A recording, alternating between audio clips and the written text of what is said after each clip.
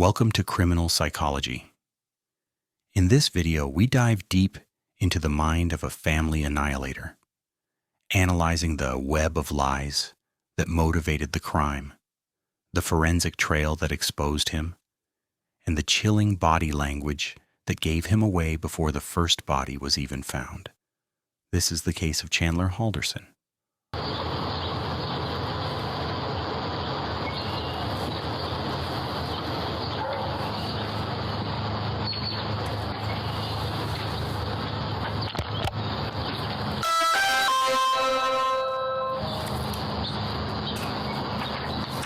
On the surface, 23-year-old Chandler Halderson was the definition of an American success story.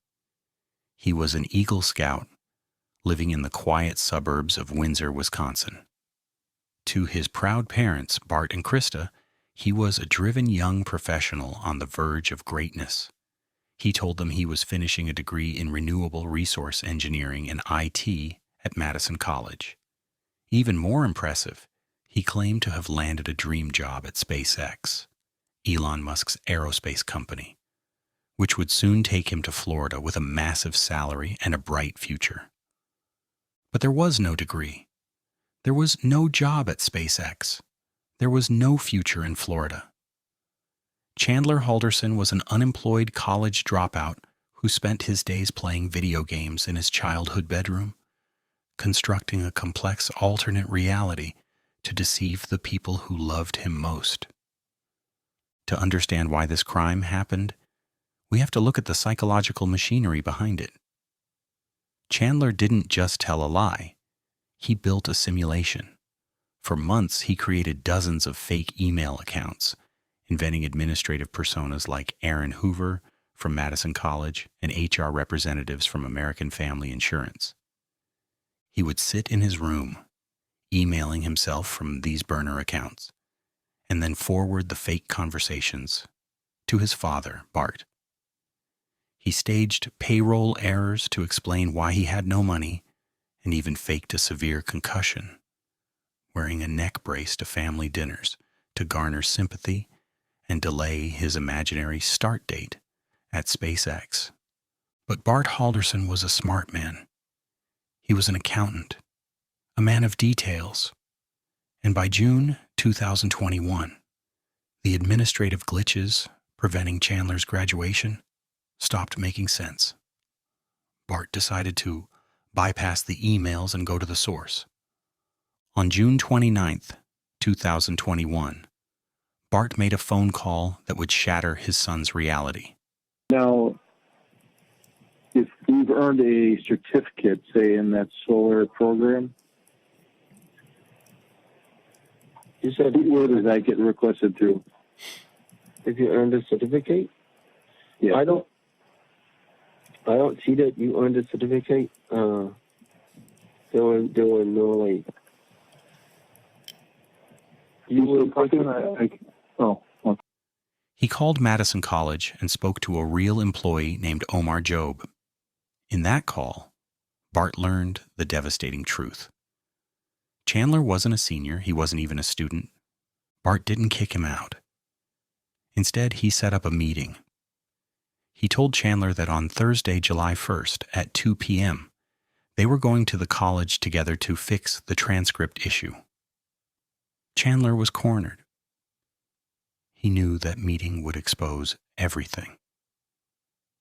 Thursday, July 1st, 2021. The day of the meeting. At 1 p.m., just 1 hour before they were scheduled to leave, Chandler made his choice. He retrieved an SKS semi-automatic rifle, a weapon ironically gifted to him by a friend, and shot his father, Bart, in the back. But the horror was only beginning. Chandler's mother, Krista, was still at work. Chandler had hours to wait. He likely moved his father's body to the basement, cleaned the immediate scene, and waited for her to come home. When Krista walked through the door around 5 p.m., expecting a normal evening, she was executed. That night, a neighbor's security camera captured a chilling detail. A flickering, pulsing glow coming from the Halderson living room window. It lasted all night. Prosecutors would later reveal this was the fireplace. Chandler was burning the heads and hands of his parents in the family hearth to destroy dental records and fingerprints. Over the 4th of July weekend, while the country celebrated, Chandler was busy erasing his family. CCTV footage captured him at a local Fleet farm purchasing a large tarp and 20 pounds of ice. He drove to a farm in Cottage Grove, a property owned by his girlfriend's mother. He told them he wanted to swim in their pool. In reality, he was dumping his father's dismembered torso in the woods behind their barn. By July 7th, people were asking questions. Chandler finally reported his parents missing, but his behavior during the initial police contact was immediately suspicious. When a family friend came to the door earlier that week, Chandler answered wrapped in a towel, claiming he had just gotten out of the shower. This is a classic barrier tactic, using a state of undress to prevent people from entering the home and seeing the crime scene. He told police a fantastical story, that his parents had been picked up by an unknown couple to go to their cabin in White Lake for a parade. But police quickly verified 2 things. The cabin was empty, undisturbed, covered in dust, and there was no parade in White Lake that weekend. This brings us to the most disturbing aspect of the case, Chandler's psychology. Before his arrest, he agreed to a voluntary interview. This footage is a textbook example of what forensic psychologists call flat affect and veracity dumping. My dad and I were watching something over lunch. It was The Wheel of Fortune, and we normally have the couch like with our back facing the table we sat at the end of you coming. Downstairs or upstairs? Downstairs. Okay. In that room with the TV.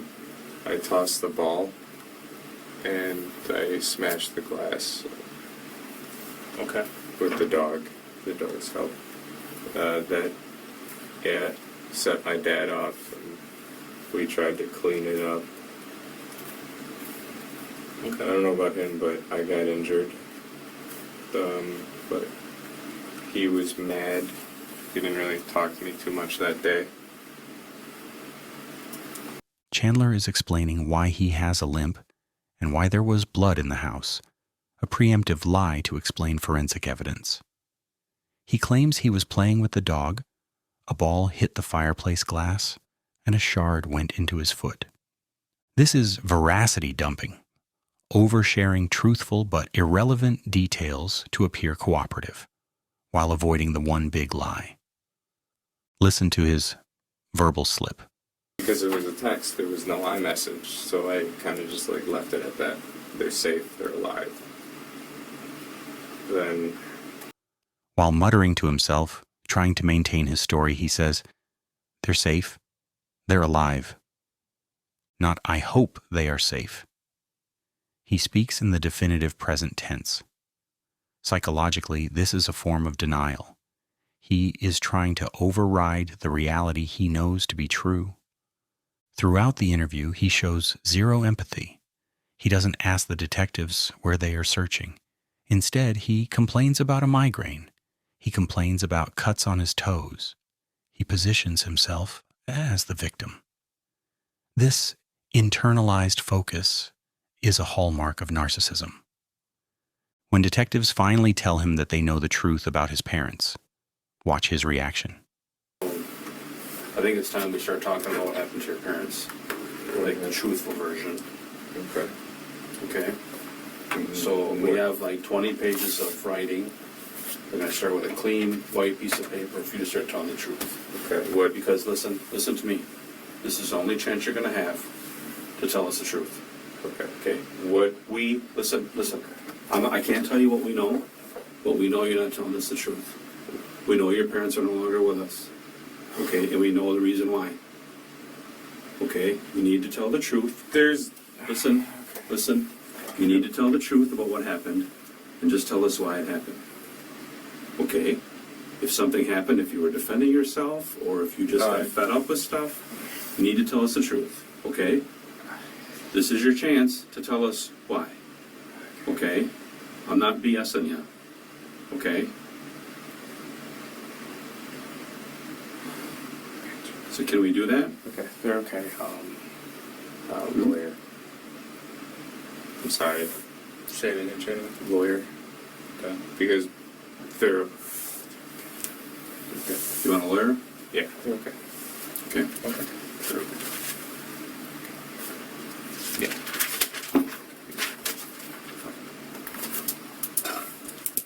This right on the timer. It's about 6:41. You're under arrest.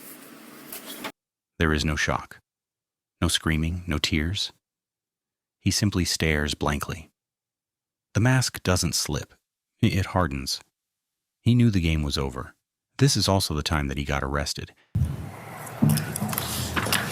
Would you say Snapchat is your primary form of communication with Chandler? One of them. Okay. So I'm going to display 516, and we'll start going through some things here in a second. But we talked about, we left one photograph on just to prove that's you, right? Correct. Okay. And we'll redact the rest. And when, for obvious reasons, we don't want everything coming out. But on July 1st of 2021 at 7-Eleven, you get a message, right? From Chandler? Correct. What does it say? How do you sleep? And you say, I slept good. How did you sleep? And how does he respond? I hardly slept. Okay. He gives you kind of a emoji face. You say, I'm sorry, B. Why? Can you read Chandler's message back to you after you say why? I don't know. Stuff hasn't really been going well for me lately, so I'm trying to plan for the next thing to fuck me over. Okay. After that, Chandler sends another message, and we'll try to get it in the right spot. And can you read that?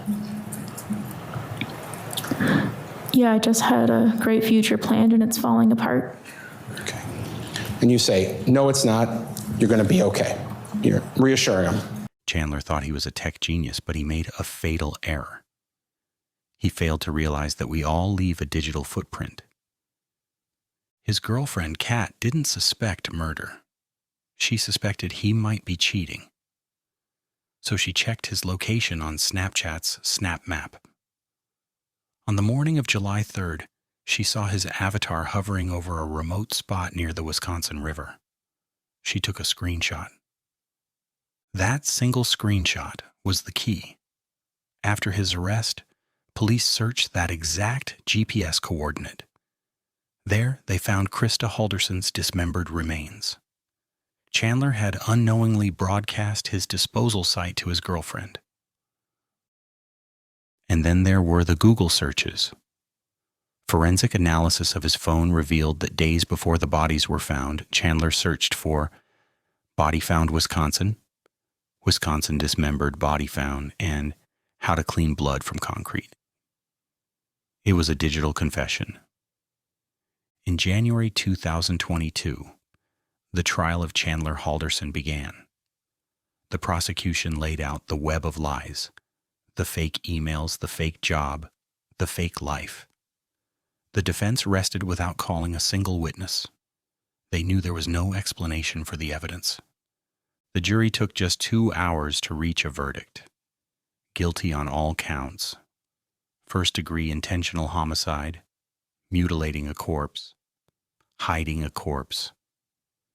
At his sentencing, Chandler was given the chance to speak. He didn't apologize to his brother. He didn't express remorse for his parents. He simply asked for a lawyer to help him file an appeal. He was sentenced to life in prison without the possibility of parole. The Chandler Halderson case is terrifying, not because of the violence, but because of the triviality of the motive.